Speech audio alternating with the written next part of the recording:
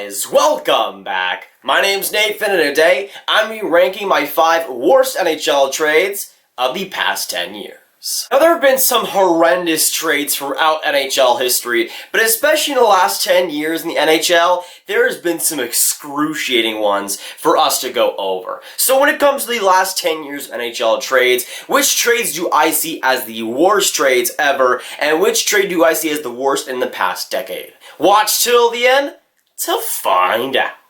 Now, funny story, while I was researching all the terrible trades throughout the past 10 years, I started to just stockpile bad trades. Now, I do have my top 5 picked, but I have like 10 or 15 other terrible trades that are basically on the same playing field. It really is that bad over the past decade. There is just so much to choose from, which, now that I think about it, is pretty sad. Now we're gonna waste no time whatsoever getting into the worst trades of the past 10 years, and on to my 5th worst trade of the past decade. I have Jeff Carter and him getting traded from the Philadelphia Flyers to the Columbus Blue Jackets. Now this was a trade that obviously there's a ton of hindsight for. Every trade on this list has a ton of hindsight, but this one was almost terrible, and for Columbus, couldn't have exploded any worse than it did. Now this trade was pulled off back in June 2011. The trade goes as follows. The Philadelphia Flyers ended up exchanging Jeff Carter to the Columbus Blue Jackets and getting Jacob Voracek, the 8th overall pick,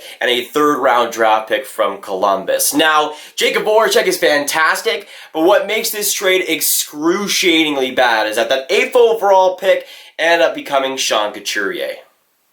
Ouch. And what makes this trade even more terrible is, while yes, they were getting Jeff Carter to go alongside their franchise winger Rick Nash, that whole chemistry never seemed to work. That trading a Jeff Carter type player and then exchanging Voracek and then a guy that would go to be a first line center on Philadelphia, not exactly the greatest trade for Columbus. And again, Jeff Carter didn't work there. He ended up getting traded just a few months later to the LA Kings, where he returned to form and won 2 cups in 2012 and 2014.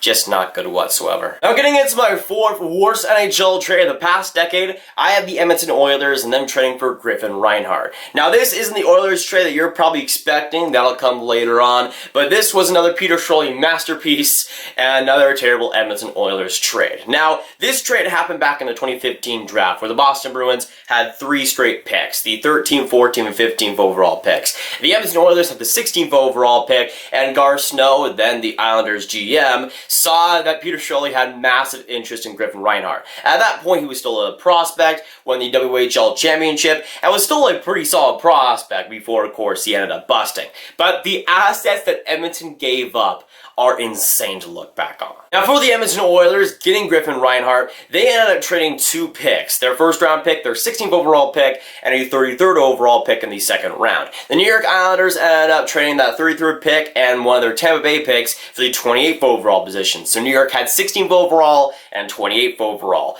In that trade, and with those picks, the New York Islanders ended up selecting Matthew Barzal 16th overall and Anthony Beauvillier 28th overall. That is absolutely nasty. And just thinking the Edmonton Oilers could have had Matthew Barzal is just insane. Now, when people think of Edmonton Oilers' bad trades, obviously it goes to the Taylor Hall for Adam Larson trade, which we'll talk about in a few minutes' time. But this trade is not talked nearly enough for how excruciatingly terrible it is to look back on the Edmonton Oilers side of things. Again, Griffin Reinhart was taken in the expansion draft. He was taken by Vegas and isn't exactly doing too much there. He was just a bust of a prospect, and the Edmonton Oilers, again, traded picks like Matthew Barzal and Anthony Beauvillier, which for the Edmonton Oilers, who need all the offense they can get, was definitely not a great decision. Now getting into my 3rd worst trade of the past 10 years, this one as a Dallas Stars fan I have always loved for a long time, as I should. This one being the infamous Tyler Seguin trade. Now, when it comes to the Boston Bruins, looking back again, hindsight is everything. They wanted to get rid of cap space, but they ended up trading Tyler Seguin, which isn't exactly working too great right now. Yes, they did go to the Stanley Cup Final. They're just fine. Boston is still a great team,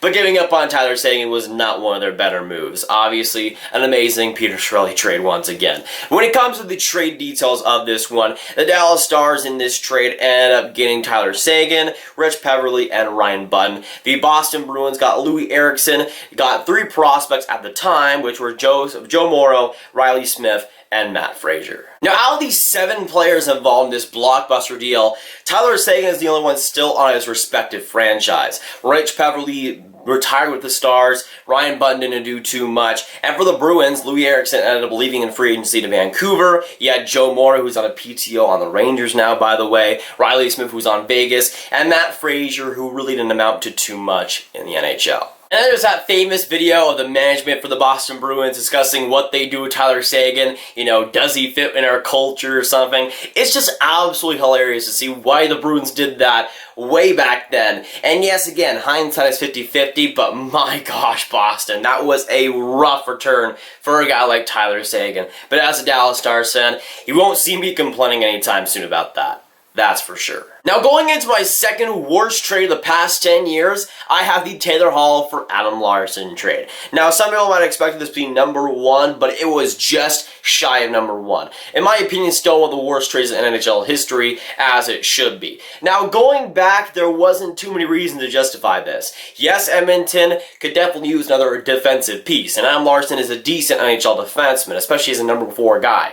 But treating a guy like Taylor Hall, a former first overall pick, was just unwise, even at the time. Now, Taylor Hall wasn't working amazingly in Edmonton. He wasn't the MVP that he was in New Jersey, but still, even then, trading a guy like that for a number 4 defenseman at best wasn't a great idea from the start. And obviously, another classic Peter Shkreli trade, it makes sense why. It's Peter Shkreli, so it just doesn't make sense. And I remember at that time, I'd only been really watching the NHL for about a year and a half at that point, but even then, I could note in my brain as a hockey casual at that point that that was a horrendous trade. And then I liked Adam Larson too at the time. I thought he was a decent defensive defenseman, but you don't trade Taylor Hall for decent defensemen, and obviously win the MVP of New Jersey, really just putting the knives in Edmonton's back. Yes, Peter Shkreli is finally gone, but the wounds are still there, and Edmonton could definitely use a guy like Taylor Hall on that roster right now. Now, just before we get into the number 1 worst trade of the past 10 years, I want to give an honorable mention to one that's really bad, but just missed this list. That being the Brent Burns trade. Of course, to the San Jose Sharks, this one was just a confusing one. Now, the Wild ended up shipping Brent Burns and a 2012 second-round pick to the San Jose Sharks in exchange for Devin Setoguchi, Charlie Coyle, and a 2011 first-round pick. And this was a trade that for the most part looked like a good trade for both teams at the time. Brent Burns kind of needed to change his scenery, and Devin Setoguchi was a former 30-goal scorer. Charlie Coyle was a great prospect, and right now a great player, and who knows what that 2011 first-round pick could have been. But obviously, looking back on it, it was not that great. Yes, Charlie Coyle was a solid player for Minnesota, but definitely not worth Brent Burns. And Devin Setoguchi, once he stepped foot in Minnesota, was basically trash at that point. That 2011 pick didn't really become anything whatsoever either, and just overall, it was an absolute L for the Minnesota Wild. Alright, getting into, in my opinion, the worst trade in the past 10 years.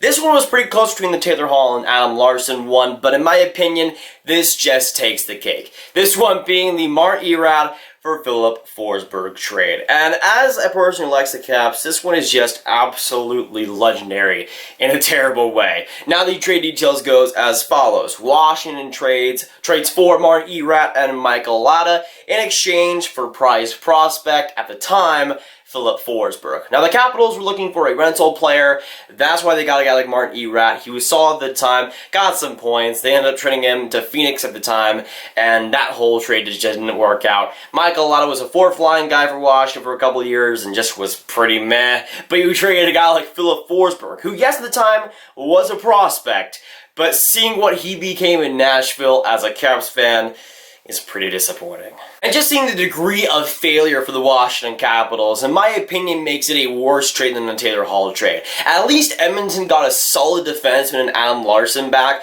who's still a solid defenseman, even though he's not that great. But you get a guy like Filip Forsberg in Nashville for a guy who only played a couple of years, if not 1 year, I think, in Washington, and Michael Latta, who just quite frankly sucked the whole time. It was just kind of a degree of failure, where the spread of the talent was so insane. And yes, at the time, it wasn't as bad, but it was still pretty bad. And seeing what the Washington Capitals were able to do just a couple years later, where the only rental they had was Michael Kempany, and they were able to win the Stanley Cup, it just shows how risky that risk game of getting rentals at the deadline is. Especially when you trade your prize prospect, guys like Filip Forsberg, for those type of players. Yes, Martin Erat was a solid player, but he's not exactly Filip Forsberg. But of course, with this video, I need to hear your guys' thoughts down in those comments down below. So let me know what you think about my 5 picks for the worst trades in the past decade. What do you agree and disagree with? And of course, the question on to you. What do you think is the worst trade of the past 10 years? But if you guys want some more Grav videos just like this one, you should click on this card right here to watch my video on the best draft picks for every team in the past 10. But that'll be it for today, guys. If you guys enjoy, make sure you hit that like button, hit that subscribe button, and hit that notification bell if you haven't already. Again, comment down below your thoughts on my picks, what you agree and disagree with. Share this video with friends, of course, if you haven't already. Trying to grow the Grav gang to 10K subscribers if we can as well, boys. I'm Nathan, and I'll see you guys next video or stream. Goodbye.